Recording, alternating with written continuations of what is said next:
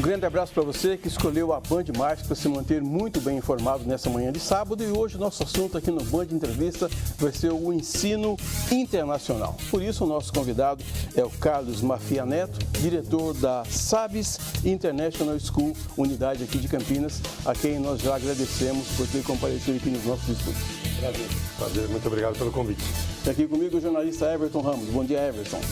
Bom dia, Edson. Bom dia, Carlos. Bom dia a todos que nos acompanham. Obrigado pela audiência. Mais um prazer estar aqui, Edson. O Carlos, eu acho que passou da hora das pessoas entenderem que é necessário um segundo, um terceiro idioma para a carreira deslanchar, né? Eu acho que talvez esse seja um dos gargalos que a gente tem que se preocupar um pouco no país. Criar essa possibilidade de se comunicar com o mundo. Não é mais uma questão de você falar apenas um segundo idioma. Você precisa desse segundo e desse terceiro idioma para você se comunicar com o mundo. Você precisa ter uma língua média que fala com todo mundo, né? E acho que o país está começando a entender isso e a nossa empresa está vindo para cá para isso, está aqui para isso, né?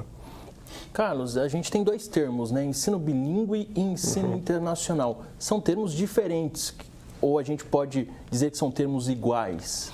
Não, eles são diferentes, eles se complementam, eles coexistem, mas eles são diferentes, né? Quando você fala de uma escola internacional, você está falando de uma escola que te proporciona não apenas a aprendizagem da segunda língua, mas ela faz uma imersão de cultura. Ela cria essa criança, ela educa essa criança em várias áreas. Ela educa a criança na linguagem, mas ela educa essa criança nas diferenças, nas diversidades, nas culturas internacionais. Então, e o mais importante, talvez, toda a aprendizagem conceitual dela acontece nessa língua que a escola opta por ser a segunda língua, que no caso para a gente passa a ser a primeira. O inglês para Sabes, por exemplo, é a primeira língua de instrução. Então, essa é uma diferença crítica, essa aprendizagem global, imersa na língua inglesa, que torna esse aluno, ou esses alunos, ou esses estudantes internacionais, estudantes do mundo. Então essa, na minha opinião, é a grande diferença, né? Agora, Carlos, as pessoas começam a perceber que necessitam de um segundo e de um terceiro idioma numa certa idade da vida. Esse incentivo não deveria partir bem cedo? Colocar uma criança na escola para que ela seja alfabetizada em inglês, por exemplo? Para mim isso é crítico. Isso, na verdade, talvez seja uma das primeiras decisões que os pais e que as pessoas responsáveis por essas crianças deveriam tomar. Quanto mais cedo você fizer isso, mais essa criança vai conviver bem com um segundo, com um terceiro idioma e, consequentemente, lá na frente, melhor ela vai se relacionar com o mundo num todo, né? Se comunicando, seja via comunicação verbal, escrita, mas ela vai se comunicar com o mundo. Então eu concordo com você, essa decisão precisa ser feita muito cedo, o mais cedo possível, né? Tanto por pais, quanto por governos, quanto por delegacias de ensino, enfim, todo mundo que está envolvido nessa educação, né? E o que faz desse aprendizado por parte das crianças ser desenvolvido mais rápido? O que eu sinto mais, agora é um pouco mais de experiência minha pessoal, né? Que eu sinto assim, a criança está aberta para aprender qualquer coisa, né? Ela não tem, ainda nessa idade tão cedo, ela não tem essas barreiras que nós adultos temos. Ela não tem a vergonha de se alguém vai corrigi-las, ela não tem a vergonha de se ela está falando certo ou se está falando errado. Ela não está muito preocupada se você entendeu ou não entendeu o que ela tentou falar ou tentou escrever. Ela simplesmente quer se comunicar com você. A ferramenta usada para essa comunicação é uma língua, no nosso caso a língua inglesa, então ela passa a usar a língua inglesa. Então, quanto mais cedo isso acontecer, menos essas barreiras vão ocorrer, porque essas barreiras elas vão acontecendo com o tempo. Quanto mais velho a gente vai ficando, a gente vai mais criando essa ideia de que eu não consigo aprender, aquela pessoa vai rir da gente, assim por diante. Então a criança, quando cedo, ela não tem nenhuma dessas barreiras, né? Ela aprende com muita facilidade, né? E depois, tempo também é dinheiro, né? Às vezes a pessoa guarda um dinheiro para fazer um intercâmbio. Eu tenho um sobrinho que fez isso. Ele foi para a Irlanda, ficou lá morando com brasileiros durante um ano, não aprendeu nada e gastou dinheiro. Claro. É uma dica importante para a gente dar também para as pessoas que resolvem fazer um intercâmbio, se preparar para isso, né? Eu acho que é uma dica muito importante porque quando você decide que aprender uma segunda língua vai ser parte do seu futuro, é uma coisa que vai fazer parte da sua vida, né? O aprender a língua é muito mais do que simplesmente ir e começar a falar essa língua, né? Você precisa entender qual é a bagagem cultural dessa língua, quais são os contextos que essa língua acontece, né? Então, sim, eu até acho que o intercâmbio é uma coisa interessante, mas eu acho que tem um custo envolvido, mas não é apenas o custo financeiro, ele tem um custo emocional, ele tem a distância do seu país, ele tem a distância da sua família. Se você conseguir se organizar, por exemplo, na SABS, você consegue colocar essa criança a aprender isso desde os seus 2, 3 anos de idade, por um custo bastante razoável, né, em termos de educação internacional, e você nunca vai ter esse custo emocional de ter que ficar 1 ano fora, 2 anos fora, ou fazer com que você passe por situações que talvez você não precisasse passar. Então, eu acho que sim, uma questão de organização. Hoje você consegue se organizar e se organizar financeiramente para que isso aconteça e, por consequência, para que essas crianças estejam melhor preparadas lá numa vida daqui a 20 anos que a gente não sabe nem o que vai ser, né? Ô Carlos, e esse ensino internacional que é praticado na SABS, você acha que num futuro pode ser uma realidade também no ensino público, por exemplo? Uma pergunta interessante. Eu acredito muito que isso tudo depende do querer das pessoas, né? Tudo é possível. Eu acho que você precisaria fazer uma série de mudanças, porque com o ensino você consequentemente precisa de profissionais preparados para ele, para que eles possam atender o mercado e, consequentemente, você possa fazer com que isso aconteça. Acho super possível, acho que tem pessoas envolvidas na educação seríssimas, pessoas que estão muito interessadas em fazer com que a educação pública melhore muito. A gente tem muito prazer de ter relação, por exemplo, com a nossa delegacia de ensino, com a prefeitura, e tem muita gente séria querendo fazer com que essa educação melhore. Eu acho que todas se tornarem internacional é um movimento muito complexo, ele não é uma coisa simples, ele não requer apenas vamos fazer isso, ele requer um planejamento muito grande. Mas eu não acho que é impossível, não acho que é impossível, não. Agora, Carlos, tem muita gente que começa 10 cursos de inglês, mas não termina nenhum, né? Se eu pedisse para você, em poucas palavras, dizer qual é o diferencial da sua escola, você diria que é o ambiente, diria que é o currículo, diria que é o sistema de ensino, o que é que você me diria? O problema da pergunta é o poucas palavras, mas enfim, eu diria assim, definitivamente o currículo é um grande diferencial da SABS. Eu acho que uma coisa que a empresa e a escola fez muito bem ela chegou no país e ela não impôs absolutamente nada do ponto de vista curricular. Ela entendeu o que é o currículo nacional, ela sabe o que é o currículo dela internacional e, consequentemente, ela uniu os dois currículos para poder atender o mercado brasileiro. Então, o nosso aluno hoje, o grande diferencial é, o momento que ele se formar na SABS, ele está preparado para frequentar uma das nossas universidades, que são excelentes, ou ele está preparado para ir para fora do país, se assim a família achar que é razoável e é isso que eles planejaram para a vida universitária dos seus filhos. Então, o currículo definitivamente é um grande diferencial. Agora, eu acho que tem vários outros. Nós temos uma organização dentro que é liderada completamente por alunos, que faz com que a gente chama de Student Life Organization, que faz com que esses alunos vivam experiências de vida real. Ou seja, eles se preparam para liderar, eles se preparam para ser liderados, eles se preparam para organizar eventos, eles se preparam para planejar atividades, eles se preparam para se responsabilizar por determinados movimentos da escola, eles se responsabilizam pela escola. A escola é deles, a escola é para eles. Então, eu acho que esse é também um grande diferencial da SABS. Os nossos alunos entendem que a escola é para eles. Nós, adultos, estamos lá para dar apoio para eles, para guiá-los no caminho certo, mas eles têm que viver a escola. Então, em poucas palavras, se eu fosse determinar os diferenciais, eu acho que esses, sem dúvida, o currículo, que tem um currículo extremamente exigente do ponto de vista de conteúdo, do ponto de vista de aprendizagem, de aplicação dessa aprendizagem na vida deles diária, e essa vivência da escola, essa participação em tudo, da vida escolar, em tudo que acontece, esses são diferenciais bastante grandes da escola, eu acredito, bastante grandes da SABS. Eu ia te perguntar em relação à carga horária, como agregar esses dois currículos, tanto o nacional quanto o ensino internacional? É interessante isso, a sua pergunta é interessante, porque quando você pensa nisso, logisticamente falando, você fala assim, nossa, isso é impossível. Né? Isso é uma carga muito grande e tal. Quando você senta para planejar, e a gente tem uma estrutura por trás da gente muito grande, né? São 135 anos plus de vida de escola, né? Você tem uma estrutura de pessoas inteligentíssimas pensando isso o tempo todo. Então, quando ele planeja esse currículo em 200 dias letivos e ele vê tudo aquilo que tem que ser ensinado, ele planeja de uma maneira que você faz com que aconteça. Obviamente, o nosso período ele é estendido.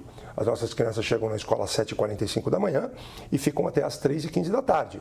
Então, evidentemente, ele é mais estendido. Mas é um estendido normal, é um estendido que acontece na maioria dos países do mundo, na verdade, né? Então, quando isso acontece, você percebe que tudo cabe naquela grade. Além disto tudo, da parte de conteúdo que é necessário para que essas crianças façam boas faculdades no futuro, a parte que a gente chama de soft skills, né, que está todo mundo falando das habilidades do século XXI, né, você consegue colocar isso tudo dentro daquele período. Então, a gente faz isso, obviamente, eu repito, a gente tem uma estrutura muito grande por trás da gente, né, são muitos anos de experiência, são mais de 60 escolas espalhadas pelo mundo, então, você tem uma estrutura que pensa isso para você, né, é mais tranquilo para eu falar, é evidente, né.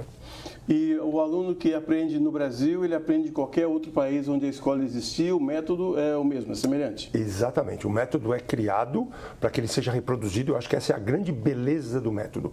O método ele é criado para que ele possa ser reproduzido em qualquer lugar que ele vá, respeitando a cultura local, os hábitos locais, toda a bagagem desses alunos e assim por diante. Então, como ele é reproduzido, isso pode acontecer. Vamos imaginar que nós temos uma família que saia daqui e decida morar na Alemanha, ela pode procurar as SABs da Alemanha e, consequentemente, continuar os seus estudos na Alemanha.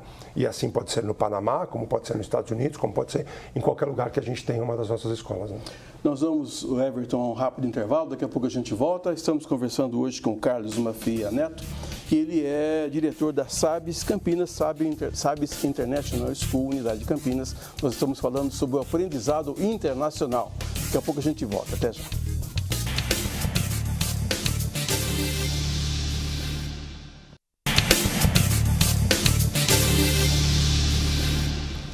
Voltamos com o segundo bloco do nosso Band Entrevista de hoje. Hoje entrevistando o Carlos Mafia Neto, que é diretor da SABs Campinas. A SABs é uma escola de inglês internacional e o nosso tema hoje é o ensino internacional. O Everton ia fazer uma pergunta antes do intervalo. Eu não deixei para chamar o intervalo, mas agora eu deixo. Agora sim.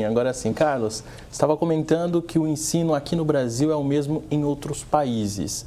A SABs está presente em mais de 20 países por todo o mundo e eu queria que o senhor explicasse por que Campinas foi o primeiro campus aqui no Brasil. É curioso, essa pergunta é curiosa porque normalmente a gente faz, para as pessoas, a gente normalmente faz a pergunta com outra, a gente fala por que não, né? Você tem vários motivos, né? Primeiro porque São Paulo em si, ele é realmente o centro de muita coisa que acontece no país, né?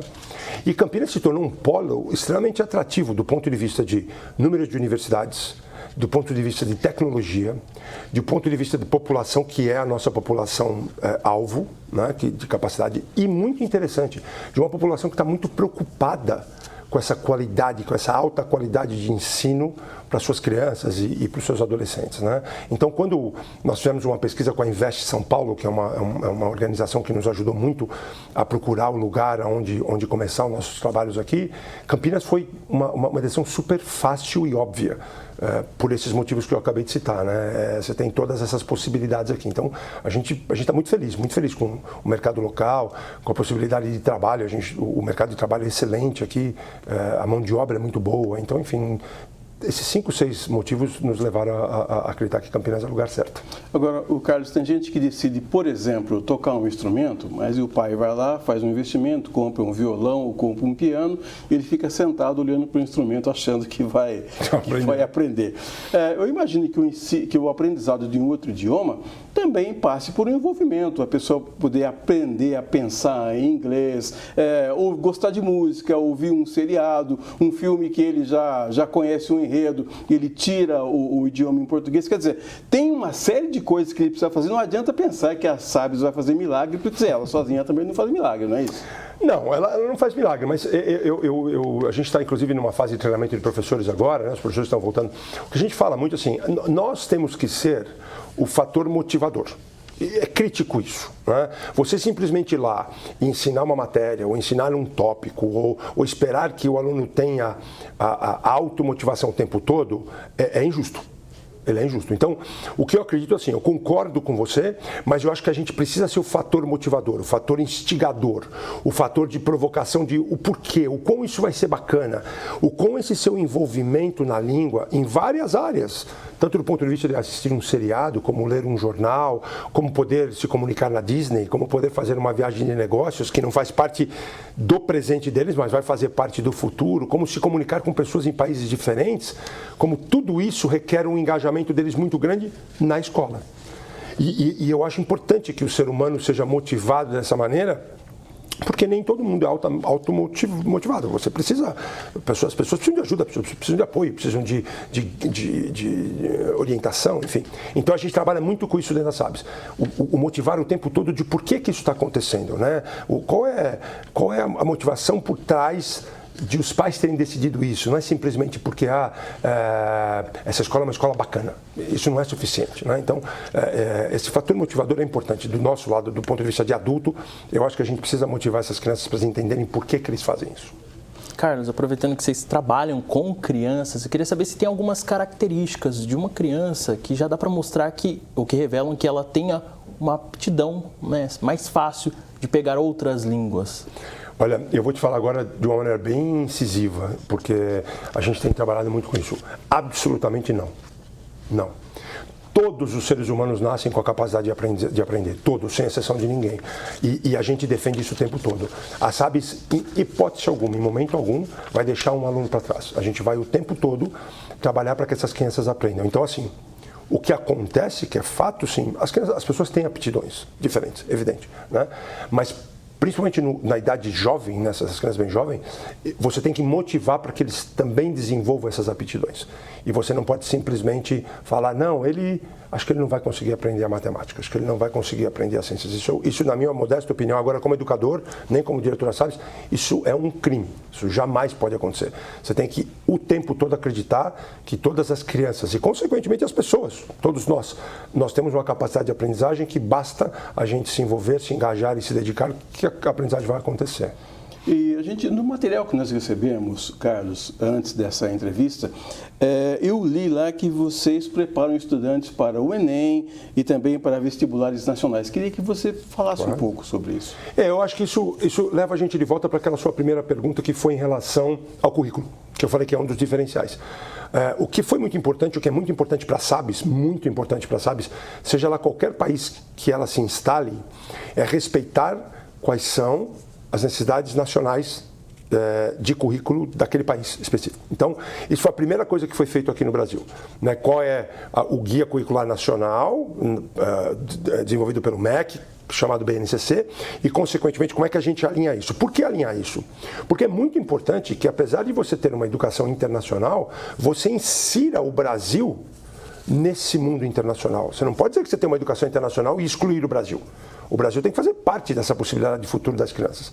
E para fazer parte, consequentemente, você tem que ter essas crianças preparadas para fazer um vestibular, para fazer um Enem, né? Para fazer uma entrevista quando você vai fazer um vestibular de arquitetura e assim por diante.